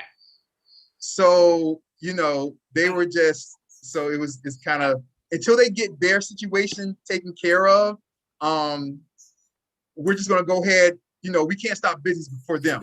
You know what I mean? We have to go ahead and do what we're going to do. And from what I could tell when I was there, it wasn't that many things. It wasn't anything pretty much that was really even different. I think the county, what they were kind of telling us was, we were in that meeting, they were kind of talking about how, and this meeting was like spur of the moment also. This was an in-person meeting. They just happened to be coming to Village Hall for something else. And they were coming to Village Hall about different things. And then Durham came to Village Hall about the trailer park. It was just a whole bunch of stuff going on. I was at Village Hall that day. I'm in Village Hall most days, so, well, many days. But it was at Village Hall. It was a while ago, and it was like I said, it was an hour meeting, but it was myself and the manager. And so even from what they were saying from their fertilizer ordinance, it was things they were still trying to figure out themselves as far as like how hardcore they wanted it to be and how restricted they wanted it to be, because there were certain things they were saying that they might not put in because they knew the municipalities might not be able to live up to it. They were saying. Gotcha. Okay. Yeah, I'll take a closer look at it. Thank you for sharing that with us. The other thing on the fertilizer ordinance, I know when we passed the fertilizer ordinance, something that we all thought was really important was, something that we all thought was important was an education campaign for the village. Because the fertilizer ordinance obviously requires mostly residents to not do certain things, and then some restrictions on the things that they can proactively do. And it, if we pass it in September, I think the notable prohibition on fertilizers in the summer. So that's good. It gives us some time to talk about that. But I don't know that today is the meeting for that. But I do think that as a task force, we should talk about the best way to educate village residents on the requirements in the fertilizer ordinance, presuming that it passes village council. No, absolutely. And so what I'll do is, and I have a list of things that first of all, I'm not even on the code enforcement committee, but I've been taking care of a lot of things code enforcement, and I have a list of things that I was putting together, and I know Vice Mayor Urban put together a list also, because we're going to have a town hall, a code enforcement virtual town hall, like on Saturday morning, like 10 a.m. for all the residents. So, and we're going to start going over all that type of stuff, because there's a lot of things that we're starting to change. I mean, you guys saw even in that those emails, swells.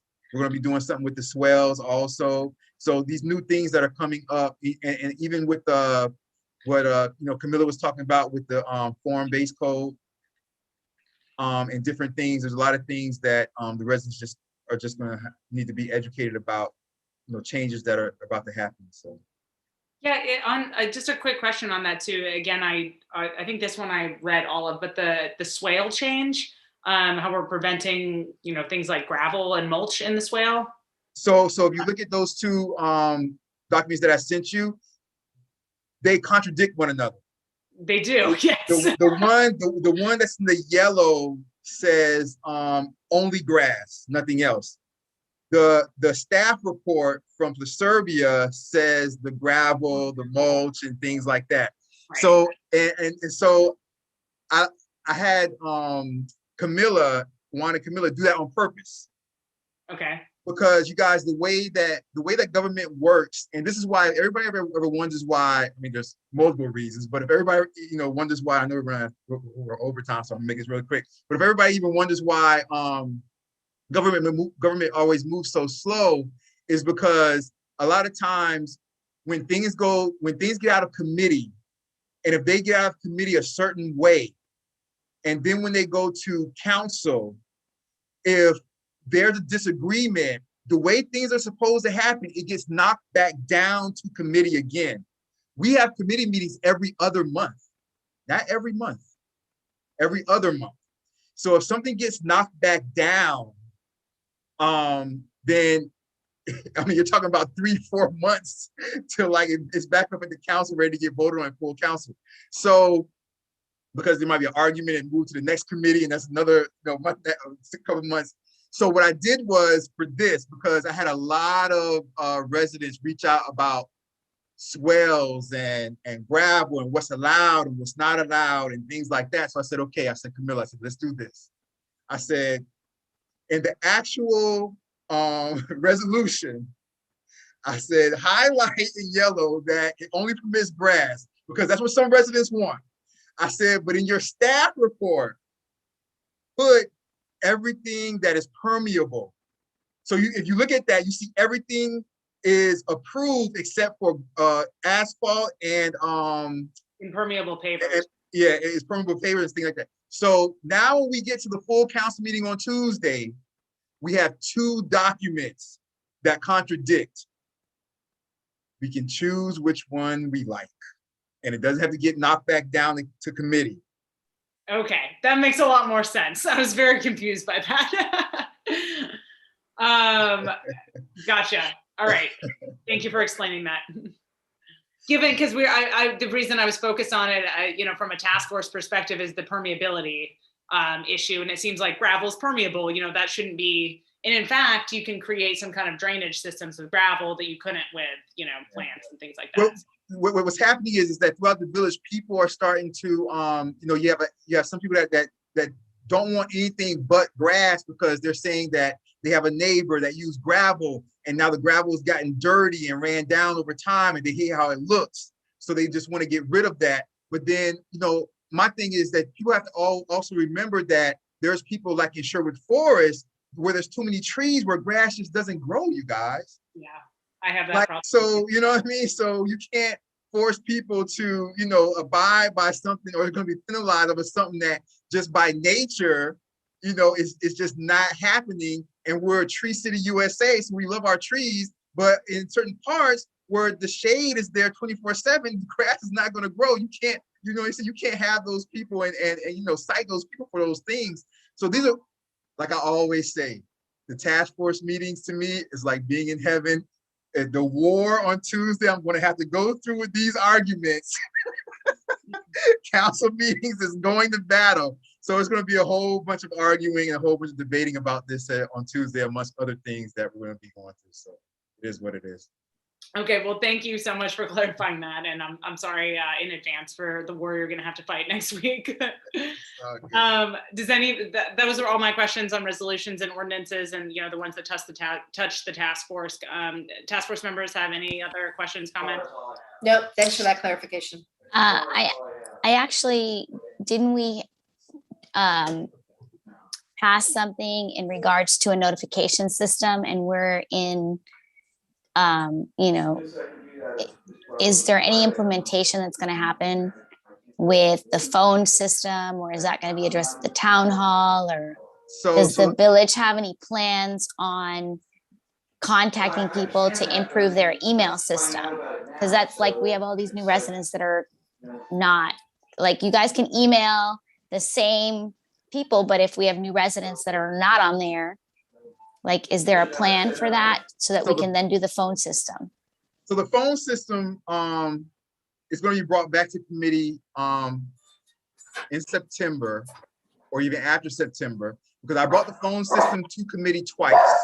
It was voted down both times because the individuals on the council felt that we needed to go through budget season first to see how much money we had, and then they can make a more accurate choice on what phone system to pick based on the budget that comes out of the September, budget hearings and things like that. Because I like just taking care of it in September. So they want to do that now. Yeah, I mean, personally, for sure. But I mean, like, there were many options there that Member Valencia put together in a great way, and I'll just say this. Some council members are not taking the time to read the material. Because if you read the material, you can make an educated guess based on finances. That's not a major deal at all. There are many options on there. That being said, I said, no problem. We'll go through budget. Because you guys, a lot of times, and individuals that see this later, and everybody who knows me knows this, I don't like any excuses to be left at the end of the day. So we'll do it your way. I'm going to give you what you want, so that when we come out of this, there'll be no excuses that you can have to move forward with the business that needs to be done. Is there anything, so I do think that communication, and particularly around storms, was like one of our most central pillars and the first thing we tackled because we felt it was really important. Is there anything that this committee can do to come and and help advocate for, or shed light on the kind of the fact that this committee feels that this is really, really important? Yeah, no, absolutely. I think that, next time we do the committee meeting, You know, if somebody can come out. The thing about it is with committee meetings, you guys, I haven't really stressed you guys about it because committee meetings are not hybrid. So you have to come out in person. And I'm not going to ask you guys. You guys do so much as it is. You know what I mean? So I'm not going to ask you guys to do that. It's going to pass. I have full faith it's going to pass. You know, the reasons why individuals felt like they kept wanting to table it and table it and table it. This was the main reason that kept coming up was they wanted to go through budget season first. I just didn't want to be combative when it came to that because I didn't want to push it through and then have anybody complain later that, you know, it was before budget season. So September's budget season, you guys will get through it there. And hopefully, you know, once it gets to the full council that is hybrid, yeah, it would be wonderful if, you know, you guys could just zoom in on that evening and you know, just Can we put tracking the status of this on our monthly meeting just as a I don't know that it needs to be a full-on agenda item, but I do want to thank you, Maribel, for raising it because it has completely slipped off my plate in terms of something I was thinking about. But I would like to make sure that the committee is tracking it and is also aware of the upcoming meetings about it, just so that we can make sure that we come out. Well, and my other thing, if I could just add, it's not even, you know, once you have the phone system in place, I mean, it's even through emails. So can there be a plan or some kind of, a plan, an action that we are going to be able to get emails, an updated email system? You know, there's got to be a way that we can contact these people. I know that because we don't have so much information, like for me, for an event for the Women's Club, I'm going to have to make a flyer and I'm going to have to put it on everyone's door because there are just so many new residents. You know, that's the thing. We have a ton of new residents and they're not on Nextdoor. They're just out there, not like, it's super important to really update that list. So in August, while the government is out, I'm going to be doing block meetings myself. And I'm going to be not only hanging, you know, on every door for those block meetings all throughout the month of August. I'm going to be doing those block meetings. But and I said this in the last committee meeting, actually, in the Public Affairs Committee meeting that the Vice Mayor was running. And I said, you guys, we have to start hanging flyers on everybody's door with the email information, with Instagram information, with those type of things. So I brought that up, and that was going to be part of my August push. I'm doing a lot of those things in August. Since I'll try to attend as many as I can for the Women's Club if you need, or we'll have other members of the Women's Club go to those meetings, and maybe we'll have more people attend these meetings as well to get more residents involved. Yeah, but I'm going to be doing that large push in August for information and stuff like that. So thank you, Maribel. Thank you, Vice Chair. I appreciate that. Very good point. Yeah, thank you. Thanks for bringing that up. I'm with Kristen on that I think that's really important, and we spent so much time pushing that and off my radar as well. But what committee is that in, Mayor Nickerson? The text program? Yeah. Is Administration and Finance. Okay, and which is five members now. Okay. It's not 3 the way it used to be. It's okay. 5 members. The next meeting isn't until September. September will be the next. And this will be on the agenda for that September meeting. There's just no meeting until then. This will be on the agenda for the September. Okay. All right. Yeah. Thank you for bringing that up, Maribel. Okay. Anything else on resolutions and ordinances? No. Okay. And that was our last substantive agenda item. Next task force meeting, August 4th, Wednesday, August 4th. I have a conflict with that meeting, unfortunately, that I already have on my calendar. Is it possible for us to go to the 11th of August? I cannot do the 11th. But let me.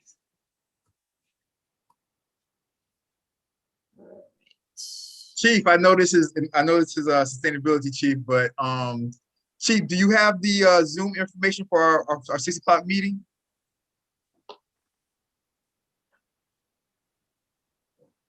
Yeah, it's on one of the emails I sent out. I can send it back to you if you need it. Or you want me? I think we go through. I think I'll put your name and I'll be able to find it really quickly, Chief. Hold on 1 second. Thank you. Sorry about that, already. That's okay. I told y'all today I was like book meeting. Yeah, I'll find it. I'll look for it. I'll find it, Chief. No problem. Okay. I'll find it. I got you, my brother. So, yeah, go ahead, Elizabeth, I'm sorry. 18th, August 18th. I can do the 18th, you know, yeah, I can do the 18th. Maribel, yes. I see. Yes. Sandra, can you do the 18th? Yes. Okay, great. All right, so we'll move it to. Okay, so we'll move the next meeting to August 18th. Great. All right, unfinished business and general orders. Anybody have any unfinished business? Actually, isn't this where we usually go through our list? With Courtney was here. Courtney? Yeah, here we go. I don't know why I have it under new business, but here we go. Yeah. All right. What do we have? So we have open, that's closed. So we're gonna put back the task, the text program. We'll put that under issues and action items along with the historical designation, right? The Little River Historic Designation that will go also under issues and action items. The village manager will be here, you know, hopefully in August for information, the flood information. I'll reach out to her for the latest map. Great. And hopefully myself and Dr. Moran will be able to, you know, get her to a meeting soon. Perfect. That's everything I had from today's meeting. Okay. Anything else on unfinished business? Hugh's hand is up. Was it on unfinished business or good and welfare? You're muted.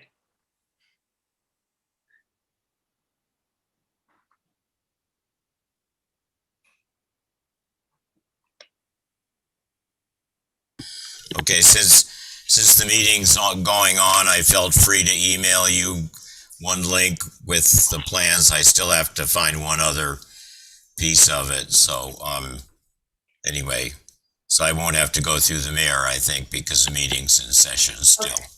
But Perfect. Thank you so much. there'll be another one. Okay. Thank you. Great.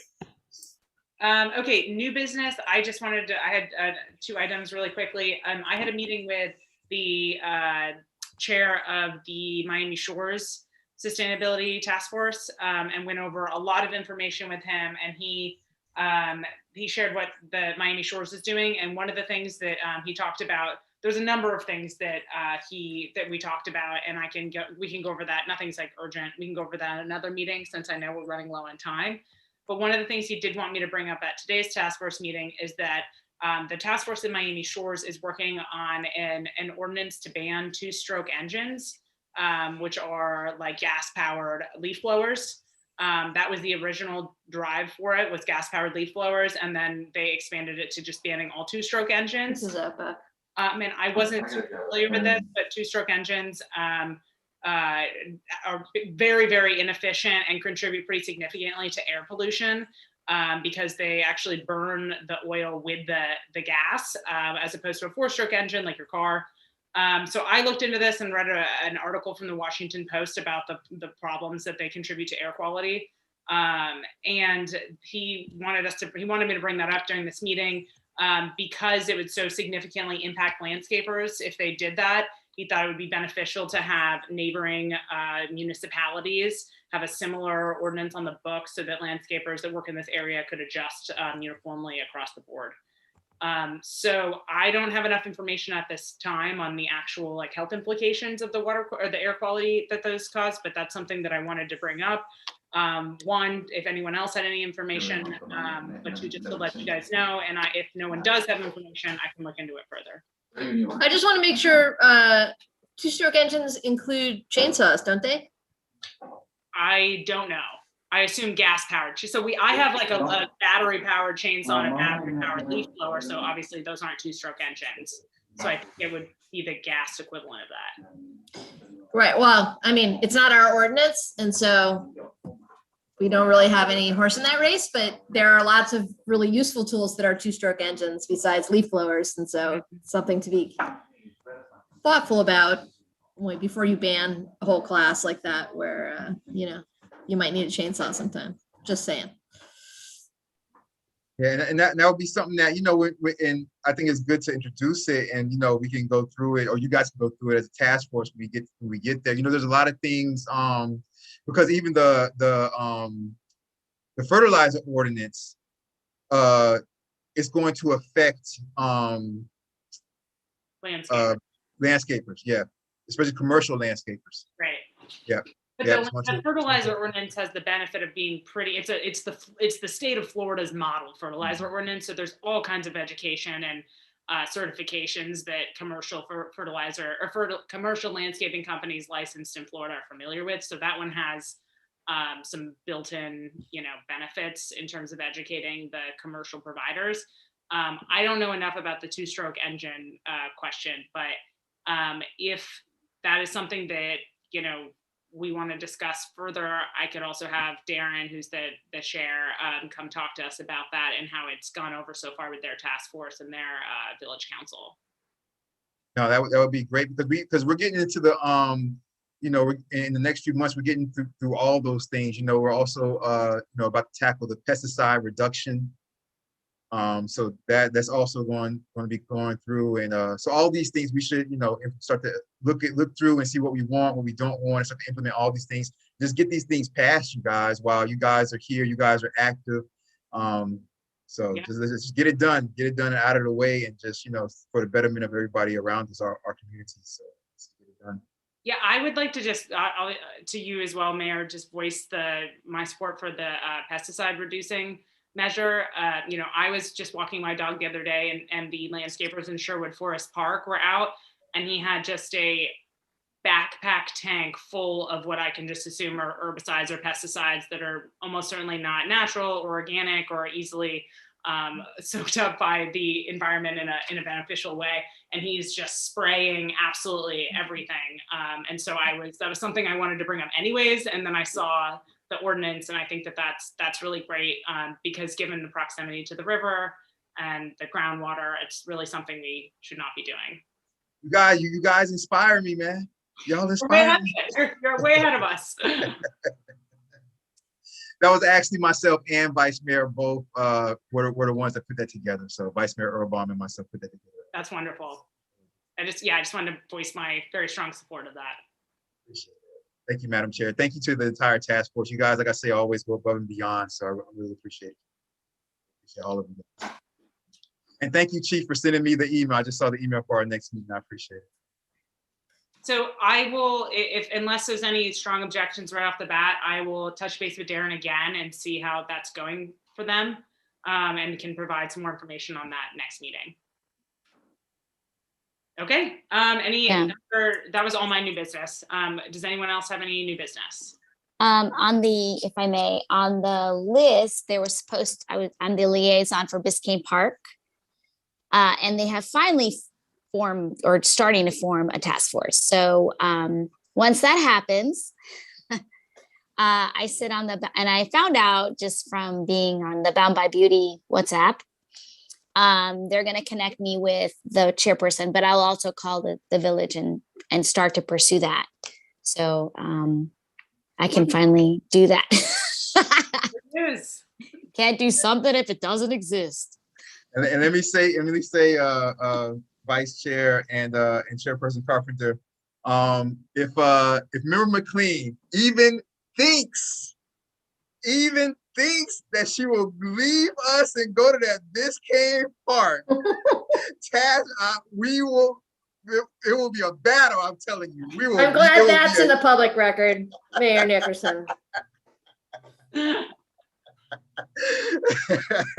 She was ours first. You can't have her.